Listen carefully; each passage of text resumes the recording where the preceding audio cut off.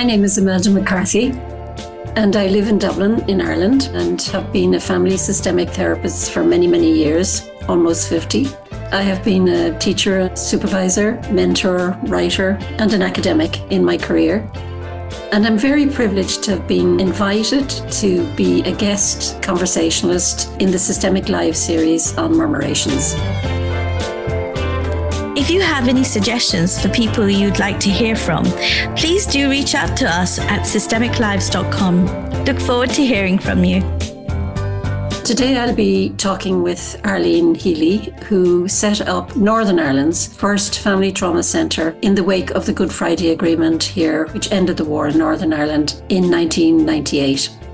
I know that you're going to find Arlene's words and her story inspirational. Thank you very much. Arlene, it's wonderful to see you, and thank you for agreeing to join this conversation, which I've been invited to do by Murmurations as a guest conversationalist on Systemic Lives podcast. And I know that the team in Murmurations had a view that these podcasts would be used to honour people who made significant contributions in our field. And for me, you're one of those people. And you're a very humble, low-key person. And I know that this would not be one of your favorite things to be doing. And so thank you for allowing me to persuade you to do it, to twist your arm to do it, and to be here with us today. Well, thank you for inviting me. Thank you, Imelda. It's a privilege, Arlene. But to set the context for those who'll be watching this podcast, I just want to outline the context in which you've worked and in which what we're going to talk about today occurred, because it was a very dramatic and significant context. And you talked about, and you said, the conflict in Northern Ireland has formed the backdrop to the whole of my adult life, from working in the city centre in my first job, age 20. There I got used to large bombs exploding. I knew the sound and I knew what to do. I knew what an AK-47 looked like and how to manage when stopped by the armed police and the armed soldiers. I then became a young social worker at the age of 21, or rather a trainee social worker. As a Protestant from East Belfast, I found myself working in West Belfast in largely Catholic, and I might add IRA areas, until I started the job. Until I started that job, I had met few people from the other community. I often found myself in extreme situations. I can remember on one occasion arranging for children to be removed from hostile, abusive parents, a routine social work task for many in the UK. However, in some parts of Belfast at that time, this required the support of the police. Again, not uncommon. However, they needed the army in full riot, military and war uniforms and a helicopter to provide cover for the army. The whole thing was a military operation planned in a fortified police station. I want that to sink in. At the time, we went about our business with an air of normality and said nothing.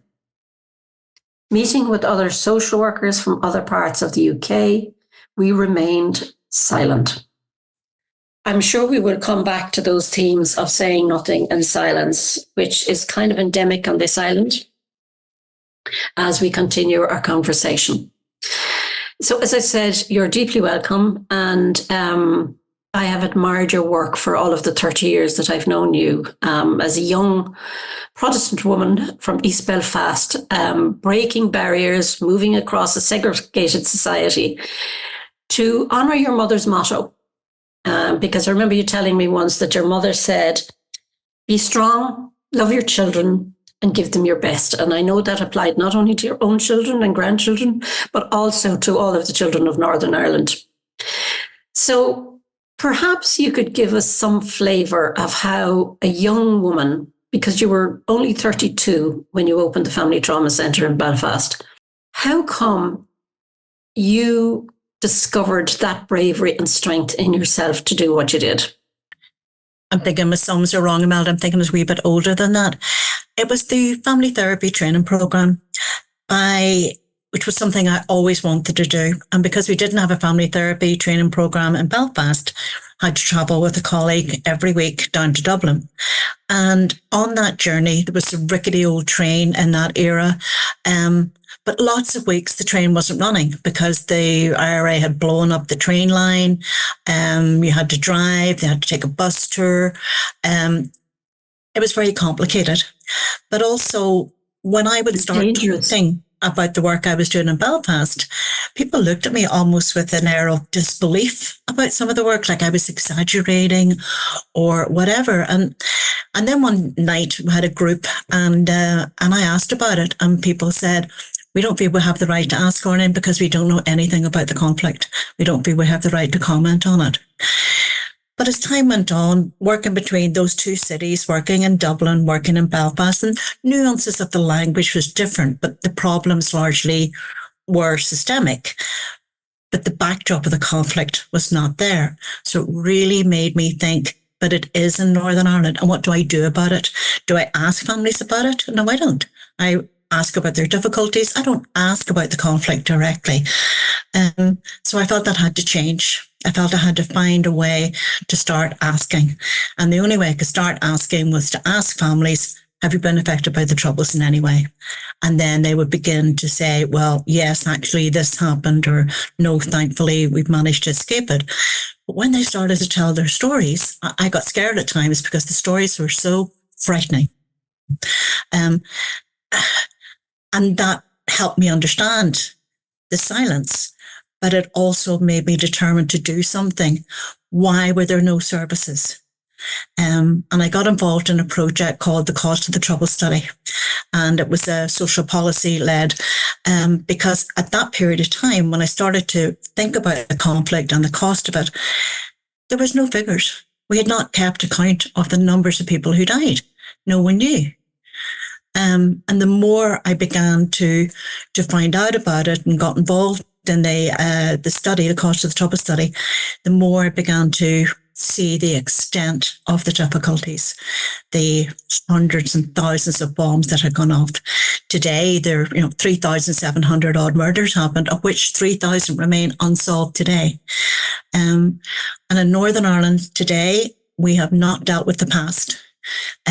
Only this morning, I was with a retiring police officer with his son, who has autism, who's got many struggles, but struggles that would be familiar to people. And he said, when I retire, I can't live here. I don't feel safe here. I have to move somewhere else. And he told me where he was moving to. And that's now. That's to say, that's this morning. Mm-hmm. And there's a silence about that on the island. Yeah.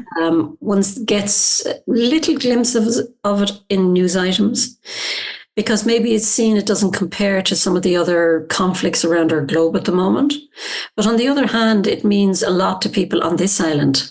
And the people, particularly in the north of the island, in the 6 counties in Ulster, all the names that we have for Northern Ireland, it's a daily lived reality. And it's also a daily class lived reality, because it affects probably the poorer population, the more marginalised populations more, which is my sense of it. But I don't know if that's true. Would you agree, Arlene? Yes, but also the rural areas. Okay. In supervision recently, I was supervising someone who came from near the border areas, and those were very different, or from areas like Strabane. And it was somebody, I've known her as a colleague in camps for many years, but now in her retirement, she's doing some work with a voluntary group working with people affected by the Troubles. And it is troubling her so much and reminding her of all the things that happened within her family. And I've known this person 20 odd years. And I didn't know her uncle was killed, her cousin was killed, and the threats against the family. And so many of these stories. When people talk about, say, Ukraine and think, how are people managing there? They get up in the morning, they feed their children, they get their groceries, they do the normal jobs, because you have to keep going. You have to do your normal stuff and put this other stuff aside and learn to live with the madness. And that's what we did, learn to live with the madness. Mm-hmm. Do you think, or how much do you think do our colleagues in the UK or even in Europe know about Ireland and the war that went on in Ireland for over 20, 25 years? What's your sense of that as a therapist, moving around conferences and talking about trauma? I remember the very first time I went to the Tavistock and I put my hand up to ask a question with a very Belfast accent, and people just kind of looked at me, and that sense of feeling different. And there's a lot in AFT at the moment about minority groupings and cultural groupings, and the Irish don't count. Do you know, the signs were up when I was born in England, no blacks, no dogs, no Irish. You feel that. You feel that kind of looked at or treated differently. Even in Heathrow Airport, the boarding gate for Belfast is the furthest most gate away. Or I'd have gone to Nottingham quite a few times, and there was a separate entrance. So people from Northern Ireland go into this entrance, everybody else goes in that one. And so you're used to your luggage being oversearched, being treated differently, being treated with suspicion. Very common. And you put up with it. Yeah. And you know that you were talking about when you were born, and you were born in Nottingham, we should say, and the house that you were born in now houses the child court workers, which is extraordinary in terms of the spirit of your life. But when we started to visit England to give workshops, Nolling and myself and Phil, it would have been during the 80s, and those signs are still up. And it was actually quite dangerous for us traveling into England, and we weren't ever quite sure about how our accents were received. Now, I have to say, much later on, we were adopted and embraced, and our English colleagues were fantastic. But I still think to this day, I remember seeing a television program recently with David Putnam, who's become an Irish citizen. And he left the House of Lords. And he said that when he was in the House of Lords, when he tried to bring up Irish issues, his words, he said, my colleagues were pig ignorant about Ireland. And I just wondered what your sense of being out in the world was about that today. So you're saying it's pretty strong, and that we've kind of become invisible in a way. On the one hand. On the other hand, I was speaking at a conference a month or so ago in Malta, a big children's conference. And the next day, two girls come up to me and said that they had Irish connections in they're American. And they sat up talking for 3 hours, and it was an evening presentation because they couldn't stop thinking about it. So that kind of lifts my heart that when I speak about Belfast, I speak about Northern Ireland, many people are interested, particularly in our field. They are interested. They do want to know more about it. But I do some work for Hostage International, and I was speaking to International? Hostage International. Hostage, sorry. It was set up to help and support families held hostage within Family Member Held Hostage internationally. And I was working with somebody recently. Her father had been kidnapped and murdered, and her son is having a lot of difficulties. So I was asked, would I speak with her? But there's also a consultant psychiatrist who lives in Scotland who was working with her as well now. And I was telling him that I had a colleague in England. He said, oh, yes, I know him. When I told Professor David Alexander about him, who's very well known in the field of trauma, who unfortunately has passed now, he said, remarkable to meet an Englishman that I like. And there is that dichotomy with English, not Scottish, not Welsh, but the Celtic nations are kind of different than the English. And even at school in Northern Ireland, you learned about the kings and queens of England. You learned about English history, you never learned anything about Irish history. And that sense of being second class or failures in terms of our government, in terms of our assembly. But then when things changed, it was outsiders who helped. It was Americans, it was the Clintons, it was people like that who showed that they cared and they were willing to talk to our politicians who are very difficult to talk to. From Ulster says no or whatever, they managed it somehow and brought about peace. And we still have peace. Fragile as it may be, we have peace. Yes. But I want to talk about the change from the inside. So can you tell me the story? Because I know that it was very frightening for you at times doing this, of moving to set up the Family Trauma Centre. So it took a lot of courage. And you have said in the past that most of the support you got came from women. Yes. And most of the abuse you got and the attacks you got came from men, and particularly senior men, both in the civil service, in social work, and in the services generally, because here was a young woman, social worker, who was spearheading this very original, creative, and essential service in Northern Ireland at the time, and was doing it without any psychiatric supervision. Because your wonderful kind of claimed fame in my book is that you ran a service that wasn't medically supervised, which is kind of extraordinary. But I want to go back to those days. Can you tell the story of the people who supported you and how you actually got the Family Trauma Centre up and running? And I want you to tell the story about the building as well.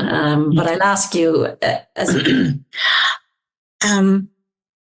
I'd always had great support from Edith Nichol, who was the principal social worker in South Belfast. And she was a brilliant role model. And an aside, I do some work for the Historical Inquiries team about all the abuse that happened in children's homes in Northern Ireland. None that she managed. She went and had her dinner there during the week. That's how much she checked out what was going on. And I'm very proud of that. But I went and talked with her and our chief executive, who was male, and they had some faith, some hope in me, or saw some potential. And I said, we really do need a family trauma centre. We do need to bring together systemic psychotherapy theory and trauma theory and help families affected deeply by trauma. So off she went. And if you knew her, she's very immaculately dressed, and off she goes to get money, and often gets money, and had got me money for other side projects to do with voluntary work and what have you in the past. So off she went and managed to get some money. And in order to, it was like Easter holidays, I was told, go write a business case, do it now. So I did it over the Easter holidays, and I consulted with my other systemic colleagues who trained, Mary Kenny, Stephen Coulter. We met and got a bit of help and advice for them and did this very rough business case. And the next of it was a runner. And they had to get a building. And in order to get a building, they had to evict my manager from Wellington Park, which was a perfect building beside the university and a real neutral kind of area and very safe for families to come to. And it was a beautiful building. And I always had worked in South Belfast. But he was very displeased about that. And I'll just leave it there. But she gave me tremendous support. And after we Family Trauma Centre opened, there was a begging process. I mean, the other person who would have to take credit would be Mo Molam, because she said, I want a trauma centre and I want it now, and no messing about. And the day before it opened, I mentioned to somebody who also was looking for that pot of money, and she created havoc. And it almost didn't open, because somebody said, how does she know? How did this go back to the government that this was happening? And it was me blabbed it. But it opened anyway. And from the day and hour we opened and recruited wonderful people, really amazing people who I trusted with my life. And we were a very happy team. But it was very difficult work. But I really wanted to make sure that nobody burnt out. And touch wood, no one did. And it was very hard work.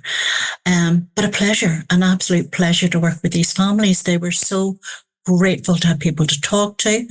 We took the service and outreach in different parts of Northern Ireland and negotiated places to set up a shop. And so we were on the road and everybody did a bit. I did Derry, I did Newton Ords, other people did Oma, other people did Craigavon, other people did Newry. I know that you did have this wonderful team, and I remember them very, very vividly and very well. And I remember that wonderful house. It was was it an Edwardian or Victorian? Victorian, I'd say Victorian. Double-fronted house. It was amazing. But what amazed me was, and I think this is part of your downplaying of yourself, was how beautifully it was done up inside. It did not look like any other CAM service, psychiatric service, medical service, social service. It was done in beautifully muted but bright colours. It was warm, and you designed the whole thing from top to bottom. And I'm thinking, where did you get these skills from? You put in all the video suites, the two-way mirrors, the teams so that they could rotate backwards and forwards. You put in 2 waiting rooms to deal with the 2 communities who would come in, and so that families from the police wouldn't be meeting with IRA families, and family ex-British Army wouldn't be meeting with nationalist families, and so on and so forth. So you did everything to protect the people you were seeing. You also scheduled all the appointments so that there would be no difficult clashes in waiting rooms or hallways. And I'll go on to talk a little bit more about what you did with the clinical team structure and so on. But I've for years wondered, how did she get these skills and how was she allowed to do this? Because not only was she setting up this clinical setting that was new by this young woman, but she also was allowed to design the place, interiorly design the place and physically design the place. And then you told me this amazing story that when you worked at one stage with kids leaving care, that you remembered your mom's motto, which is to love the children. And you decided that these children leaving care at 18 needed to go to really nice dwellings. Absolutely. And there was a house that was used, and you got permission to do up this house. And so they knew about your interior design. So not only were you proposing a whole new family therapy, systemic therapy service, but you were also a designer, an interior designer. It was just incredible what you did. Same person. Was it the same person? Same person. Okay. The same principal social worker who had strong views about leaving care. Horrible dumps of flats that people were going into in that era, and you would take them around to look for someone for them to live, and they were horrible. You wouldn't have put your own children there. Well, this is the thing. So, and you know, I think what you're saying here is such an inspiration to young and older workers that we don't have to live with the constraints of the systems that we find in ourselves. We can do something about it, but we have to find support. And I think you were very good at eking out that support in your own environment, in your own context. Because one of the things about you that I hold dear and admired was that you knew your context inside out. And that as a systemic therapist was extremely important to you, whether it was a social policy context, whether it was the NHS context, whether it was the Northern Ireland political context, whether it was the politics between East and West Belfast, between Protestants and Catholics, whatever it was, you made it your business to know those contexts. And then to look for collaboration and community building across them. So it's been one of your great gifts all along. So I just wanted to tell people a little bit about the house because it was such a wonderful. It was a one-off, and I knew it was a one-off slice of the pie, and you had to think of everything you needed right there and then. And previously, I had been project manager for an extension in the adolescent psychiatry unit, and I've done up houses and no fear about that. But they would send you the crappiest material and the crappiest curtains and broken stuff for contracts. And you had to go back and say, no, that's not good enough. I want this and I want that. So I picked every chair. I sat on every chair. I picked blue and orange kind of colours, warm kind of colours, as you say. When I worked in the adolescent psychiatry team doing family therapy in the evenings, I used the reflecting team a lot. And you had to go from the viewing room into the therapy room via a wee narrow corridor. And one night in the wee narrow corridor, this child really cracked up, and the next of it, her arse went through the window. And so I learned from that to make the suite all-inclusive. So the door was where the wall was, and you got the opportunity to knock down walls, to put doors in walls, to have 3 admin staff, because, you know, we're always short on admin staff. Now you go to the Family Trauma Centre today, and a lot of the things I put in place, like a full-time researcher, 3 admin, gradually cutbacks took away a lot of that stuff. Even during my time, took away the deputy post, took away stuff because we've had decades of austerity across the whole of the UK. But I think we need to stop calling it austerity. I mean, I think it's generally not to you particularly. Because that language took hold. But actually it was a policy of neoliberal governments to take money from the poor to give it to the rich. And I think we should stop talking about austerity, because austerity is blindsiding us to what actually was going on, which was actually government policy. They had loads of money because they were giving it all to the wealthy. So yes, but in those days when we were robbing a one-off chance, get everything you need right now and think about it. And brought the curtain samples home, consulted with my family, and I did it up like I was doing up my house. Yes. And it was so beautifully done, and you certainly did that.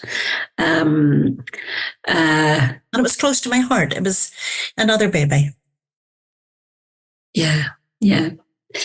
Now, one of the things you were also very influenced by what went on in the peace talks.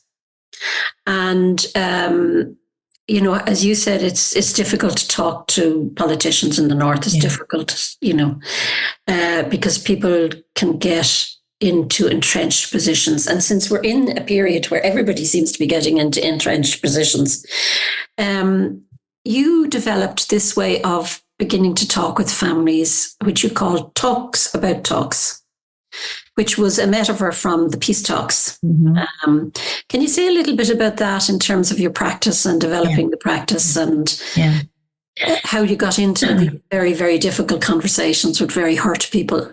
In order for the politicians to make progress, they had proximity talks about talks, gradually leading into talking about the very difficult reasons and the difficult politics. And that's what we needed to do with the families, because it was very, very hard to come and talk about murder, or to talk about kidnapping, or to talk about their partner having been involved in the conflict in some way. So talk with the families about, listen, we don't have to talk today about what actually happened. We can just talk about, I mean, for me, there were 4 stories. There was a very important story. Everything was okay in your life until X time. And that was an important story to hear. Everything in my family life was completely normal until the trauma happened. Then the next story was the awful thing that happened. And the next story was how it changed their lives. And the next story was the future, what way they wanted things to be for the future. And it's an old theory in family therapy, talking about past, present, future, weaving in between those things. And I always liked that idea. It was a circular diagram and kind of thinking of, but it also was like a rock that you could past, present, future. And I liked that idea. And allowed families to say, well, when you're ready to talk about the difficult stuff, we'll talk about that. In the meantime, tell me about how your life used to be. But also mothers particularly would say, what can I do? I don't know what to do. Since our house was bombed, since my husband was murdered, since so-and-so was shot in the house. And they needed to be reminded that they could cook dinners. They could get school uniforms ready.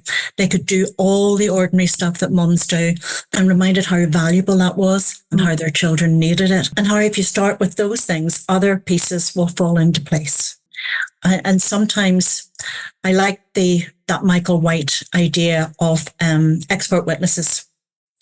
And sometimes I did take the risk of putting two of the mothers in contact with each other who've been through the same experiences, that, for example, didn't believe that moving house would help. I was a mother in Derry, and she was politically connected, and a mother in County Down whose husband was in the prison service. Her house had been blown up. During the Eurovision Song Contest, I remember big about the Eurovision Song Contest, they blast bombed her house. And it was his own side who did it, which made it harder. And the process of him trying to be medically retired was very, very difficult. But it changed everything when they picked a house and they moved into it, and it was safe. And the family in Derry didn't want to sell their house because they thought that IRA supporters would take over the house, and they weren't prepared for that. And the child was having nightmares, bedwetting, very, very distressed. So I said, when you two women talk, you will know instantly who you are, and you will know what side of the fence you come from instantly, and your confidentiality is gone. Didn't care, spoke to each other, and the next of it, mother in Derry decided, this isn't worth it, I'm moving, and moved, and the child was fine thereafter and settled down. And somebody else in her family bought the family home, so it didn't go to strangers like she feared. And I'd done that a few times, and it was remarkable because thankfully I haven't been deeply affected by the conflict. I hadn't lost anybody.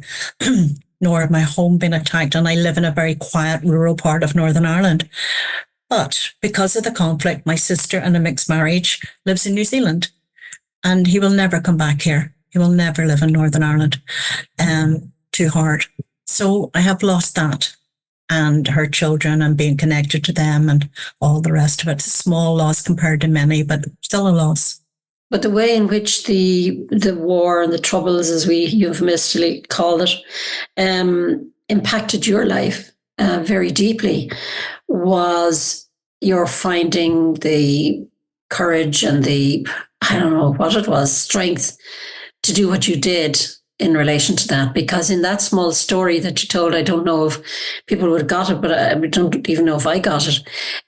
You put people from the two different communities in contact with each other. That's what I understood. Is that right? Yes. Absolutely. And that was kind of an extraordinary thing to do, because you said in your young days that the communities didn't mix. So you never met people from the other community. Yeah. And that's still the case. I mean, I was looking at a program about Northern Ireland the other day, and they were interviewing kids that really hadn't met kids from the other side. In other words, from nationalist Catholic communities. So that you were doing extraordinary things, and I think you talk about you were gently breaking the rules, but I think the rules you were breaking were kind of extraordinary, because they were what Alan Wade calls those small acts of living that you were talking to the mums about, yes, you do, you cook the meals, you look after your children, you do the everyday tasks. They're the small acts of living that kind of resist the awful effects of trauma and the awful effects of conflict or the awful effects of violence. And you were doing that, I think, in your work, and you were also doing it in the fact in how you set up the teams to work with the families who came in. Because what you did following, I think the New Zealanders were your inspiration, the Just Therapy team of Charles Waldegrave and Kiwi Tomasese and the rest of that wonderful team. Is that you had people from the different cultural backgrounds on your staff, and that they were on all the teams that saw the clients that came in. So you were using a team-based approach, but culturally diverse team-based approach in a time before a lot of us were talking about that in the field. Can you say a little bit about that and the influences that allowed that to happen for you? In becoming passionate about family trauma, in that era, systemic field was over here and the field of trauma was over there. And the two, and I'd have gone to some European conferences on trauma, and there was no talk about family therapy, going to family therapy conferences and no talk about trauma. So in trying to bring those two things together and being scared at times, setting up the family trauma centres, a lot of money, and a lot of faith put in me and people's jobs and all of that. There were things along my family therapy training that I thought, oh, that's really interesting. There's something for me in that. The Just Therapy team would have been one. That checking out which tribe you came from before you would sit down, who's connected to who. And we do that in Northern Ireland. And all the research would say that we check out somebody's name. Are you Anne? Anne with an E or A-N-N? If you're Anne with an E, you're Catholic. And we do this routinely. Where do you come from? What school did you go to? If you went to St. Malachy's, you're Catholic. If you went to state school, you're Protestant. But we did it not to be discriminatory, in a deep sense need to know, perhaps for safety reasons. Who are you with? Where are they going? And if you ever sat in a hotel room with people affected by the troubles, they sit facing the door, just in case, that they know how they can get out. They'll always sit facing the doors or right beside the exit. So they're safe. So even young children, we just have this desperate need to know. But bringing the two teams together, Catholics, Protestants, men, women, there was no accounting for who would help who. You just couldn't tell. And after a while, it didn't matter so much because there was one gentleman, he was English and he'd been in the UDR and that's the Ulster Defence Regiment. Yeah, and I had been very affected by the conflict. And no, he's actually from the south of Ireland, very deeply affected by the conflict. And I thought my colleague from the south of Ireland would be the perfect person to talk to him. And he said to her, "What the F do you know about it? You never even grew up here." And he was more interested in the American guy, who he felt was more trauma informed. So trying to mix and match. And actually some of the most precious moments came with a family when I was working with the Derry Outreach Clinic, which I loved working in Derry. And I was working with a male colleague, but he was also Protestant. And she said, you know, after all the Protestants did to my family, it's so lovely the two Protestants helped us get back on our feet again. Ah, fantastic. Yes, yes. So after a while, there was no... And you were saying about the waiting rooms, one waiting room, but the bit of the office that the secretary sat in. And you had to be on the ball thinking, okay, I'm with a prison officer's family now. And the next person coming in at serve time. I can't have them all mixing on the stairs or meeting on the stairs. So trying to do that, just being mindful, sensitive and sensible as you can. But also the families too kind of led the way. Some of the children maybe, you know, if your name is Roisin, people will know what community you come from. Mm-hmm. And the children being, and the mother said, "Hey, stop. Who do you think helped you when you were in hospital?" Do you know? I'm to pull them for their attitudes. School uniforms, we're big on school uniforms in Northern Ireland, so immediately you can tell which school kids go to, Catholic, Protestant, whatever. But in my own life, I've been very involved in integrated education. I'm a strong believer in integrated education. Mm-hmm. And all my children went to integrated schools. And now my grandchildren are at the same integrated schools. And they play camogie and they play, which is Gaelic sports, and go to their When you were hurling growing up, no Protestant child would have played Gaelic sports. No. It was an apartheid. It was an apartheid. We were segregated. And even more than that a lot of the areas, including the Protestant areas, were turned into cul-de-sacs. So the army could run through places quickly or not. It was a very controlled environment. When I was a late teenager, if you were going out for a night in Belfast, you went out at 12 o'clock lunchtime because the city was dead by 11. And nobody kind of came here in terms of groups or those kind of things. And for safety reasons, you kind of stayed to your own kind of area, both sides. And it's only when I went to university and began to work in the health service that you met people from the other community.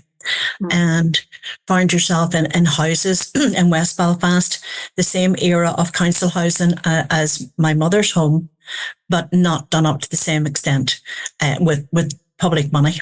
And you could see the poverty, particularly somewhere like Derry, the tiny houses, and all the history of Derry, and paying attention to those things. And when I started to work in Derry, I looked for the, community resources that would be there to help people. No Bernardo's, no NSPCC, very little. Didn't begrudge them anything. Very, very little in terms of service provision. Absolutely. Yes. Oh, and you had a very good eye, as I said in the outset, to that kind of context. The other thing that really impressed me was that you were very sensitive to the fact that in the systemic field and family therapy, we used two-way screens, one-way screens, and that this, for a lot of families, would have unnerved them because these screens were associated with interrogations and police stations and in the prisons. And so you had a way of making them kind of friendly to the people that came in. Can you talk a little bit about that? Because it's a kind of just being mindful and sensitive that two-way screens can have a very sinister meaning for families, especially anybody who's been interrogated in Castlereagh Holding Centre or some of the interrogation places that there were in Northern Ireland. So asking, is this okay? Do you want to come behind the screen and see? And the kids will come behind and wave at their mum and making sure that people felt okay about that. And if they didn't, then we would all be in the one room if they didn't feel comfortable about it, but making sure you ask, is this okay? Do you feel okay? Particularly people who had been involved in paramilitary activity or who had reason to be questioned by the police. And I wanted the door to be open to everybody, absolutely everybody. And it didn't matter what side you were on. And I think that's what I really liked about the Fifth Province. When I learned more about that, Imelda, how could I make a space for all sides of the story to be told? A very safe space, a sacred space. And I found inspiration in that. And I found a very open way in the reflecting team that we weren't behind the screen making judgments, that we would swap the rooms. And you could also, in using the reflecting team, you could say very difficult things. For a mum who perhaps had given up on cooking, who was taking a lot of medication, who was staying in her bed a lot, that perhaps the team could come from behind your screen and say, I'm really not sure how much longer this can go on. The children are struggling. They really need their mummy. They need their mummy to do mummy jobs, and say difficult kind of things. So it was open. It was honest. It was a space for all sides of the story to be told and heard. And that was really at the heart of what I was trying to do.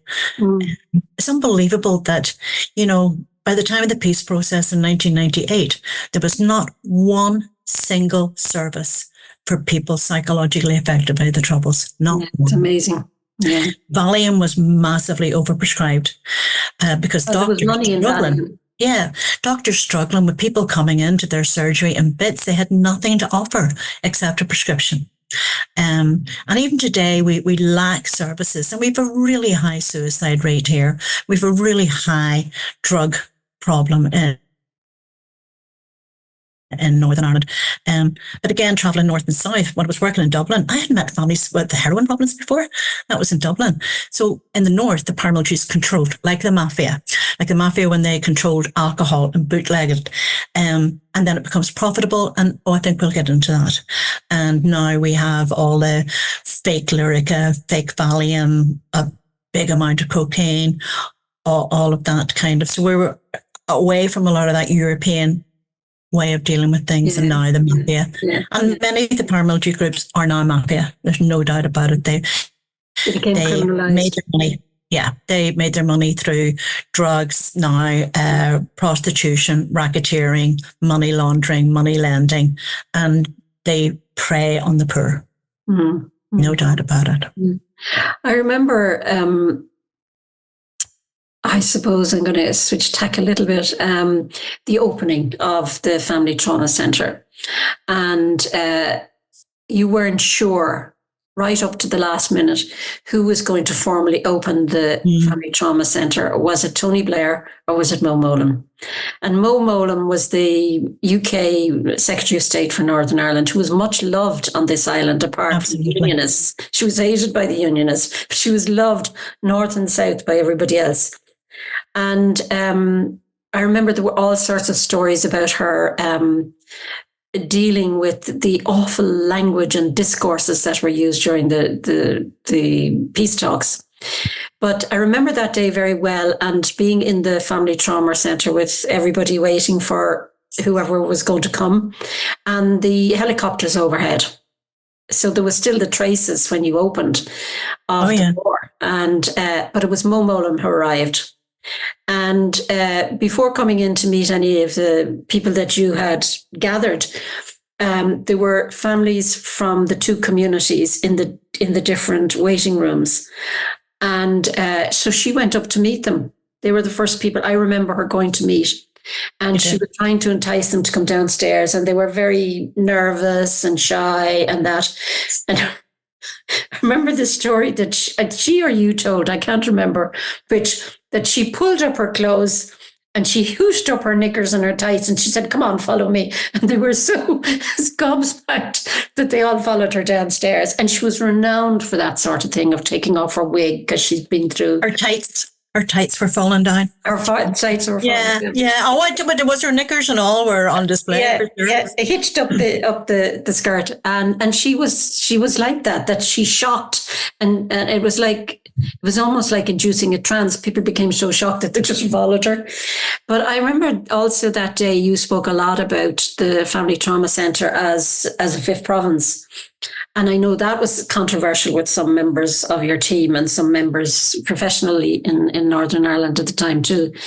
But I remember she talked about then of how sorry she was that she hadn't discovered that metaphor, because she felt it would have been so useful in the talks on Northern Ireland, peace talks, I should say. And she then came and she said, you had mentioned that Cúige was the name of, it was the Irish for province, and Cúige was the fifth, so it was kind of a double fifth.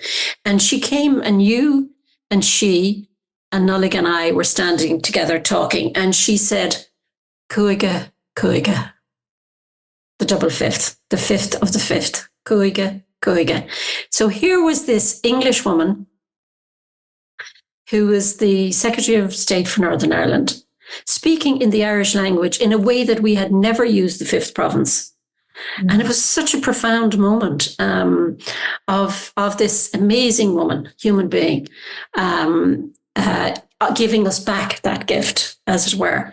And it seemed very momentous at the time. I don't know if you remember it. Oh, I'm tearing up thinking about that day. I remember it very well. And the other thing she did in Northern Ireland was to say, hey, women need to be involved in politics. There were no women. Women's job in the DUP was to make sandwiches. That was their job. Not to be involved in proper politics or to represent the country in any way. And she really, on the ground, women's movements, she wanted them involved. And that's what she encouraged and nurtured. And one of the people who was very involved in all of that was Monica McWilliams. And she was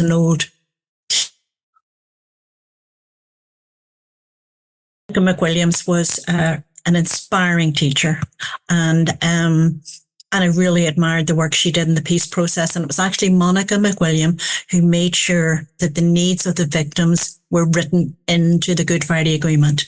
She did that. And without her, I don't know if their needs would have been there identified, but they were. And the Family Trauma Centre came from that. But when it came to recurrent budgets, we weren't kind of listed for that. It was a whole to do and spend money and have a good political day and a good story from Mowlam. But I went to her and she told me what to write and what to do. And I did that and went down like a lead balloon. And I remember being in a meeting in the Department of Health and they said, hey, you didn't write that, did you? Yeah. But we got the money. I didn't care. As long as we got the money and we kept going, I didn't care. But for the first few years, it was a fighting game. And there were people, other people in other trusts in Belfast who thought, why are you opening in South Belfast? Leafy treed South Belfast. This should be in North and West. This should be in the heart of the conflict. But I disagreed in that I thought it should be in a very safe place, that it didn't matter walking down that street, what uniform you were in, who saw you. It was the university area. It was quiet. Yes, it was leafy South Belfast, but much better than the heart of the conflict. A safer kind of place to be. But there were people who didn't like it. Psychiatrists didn't like it.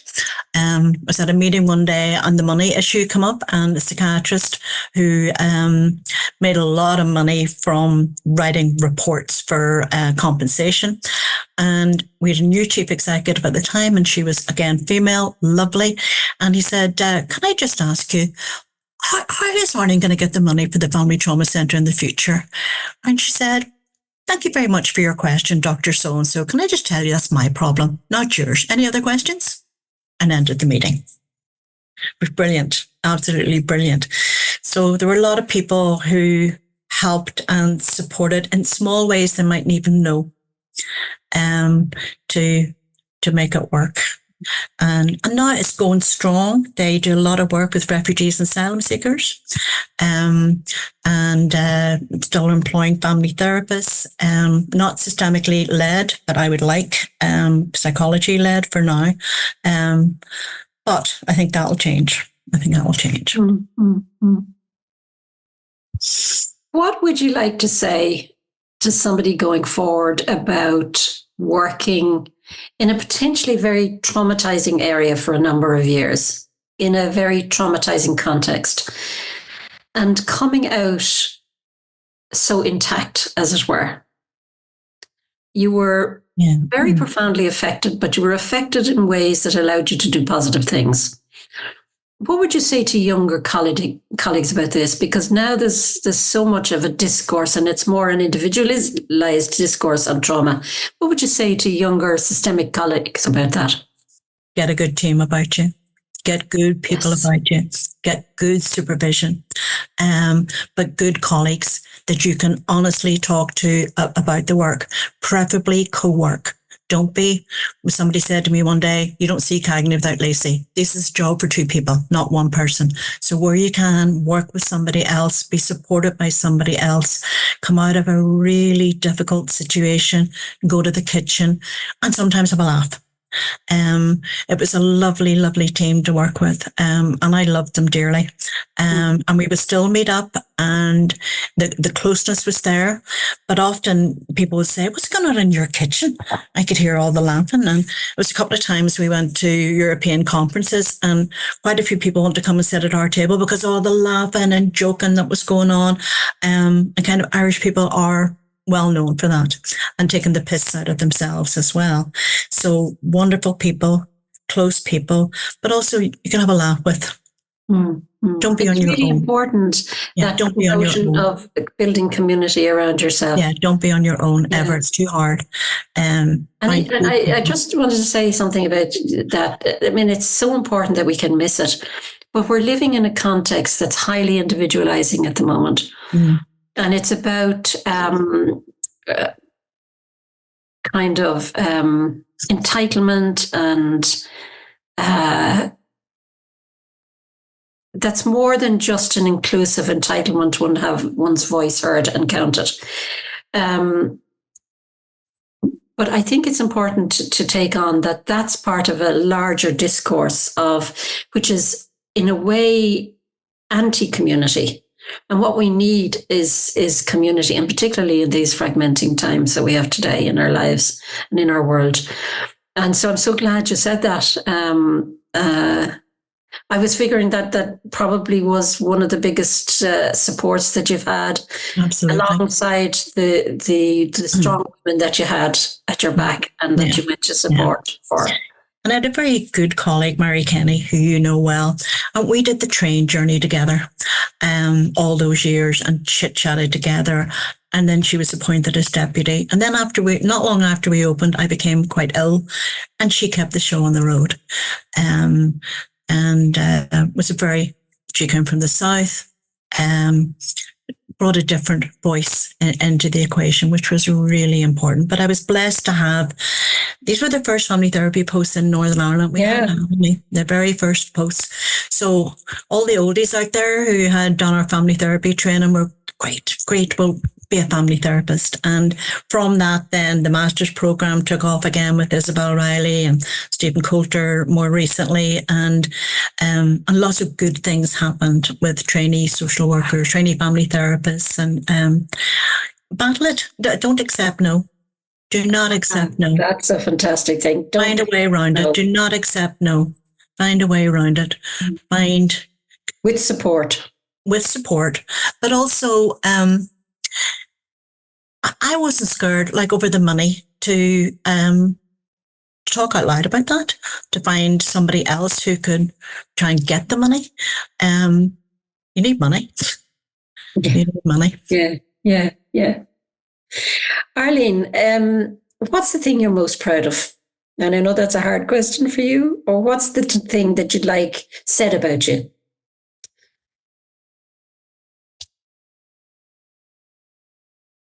Now. Okay. So having brought together a wonderful band of family therapists, most of whom had trained in the Mater in Dublin. Nearly all of them, I think, had trained in the Mater together. And bringing them all together and having a beautiful building to work in, a beautiful building that families could see when they came in, they were valued, changing the rules, like, the rules were if you had 3 DNAs, you were out. No, you could come back as much as you wanted. And when you finished, if you wanted to come back, just lift the phone. And small things to change kind of the rules of the way of working, because traumatized families, even if you did brilliant work when the child was age 6, you have to revisit it again on down the line. And the door should always be wide open for them to come through whenever they need it. So proud of that, proud it's still going strong. Proud of some really good people that are working there now, and doing a lot of very difficult trauma work with people from outside Northern Ireland who've come to live here, because with the peace process came, okay, maybe Northern Ireland is an okay place to go. It's become a tourist destination, which is amazes me no end. So yeah, I'm proud of also that people being educated about what family trauma is. Yeah. And there's a very famous traumatologist in Norway, Atle Dyrograf, and he talked about family dynamic, that it blows the family apart. And it's our job to try and put the family back together again. And that's no mean feat. Yeah. And I think that metaphor of always having the door open is a metaphor for your life, I think, really. And my experience of you is you've always kept the door open and always kept your curiosity and, your search for what works in the service of people and what can give them the best. And so thank you very much. And I also loved you mentioning Mary, because of course she was part of our little team in the Mater in Ballymun. I worked with her for many years there, and yes, she's an old friend of both of us. So thank you so much, Arlene. I'm so grateful that I get to hear your story again, and I hope that it would also be inspiring for those people who will have the privilege of listening to you on this podcast. I hope so. Thank you, and thank you to Murmurations for having us, and all the best with your future work. Hope you enjoyed the conversations as much as we have. Please get in touch and let us know what you liked, what resonated for you, and who else you might like to hear more from. Please feel free to share with others in your personal and professional network. Rate this show on your platform, and let's create our Systemic Lives community.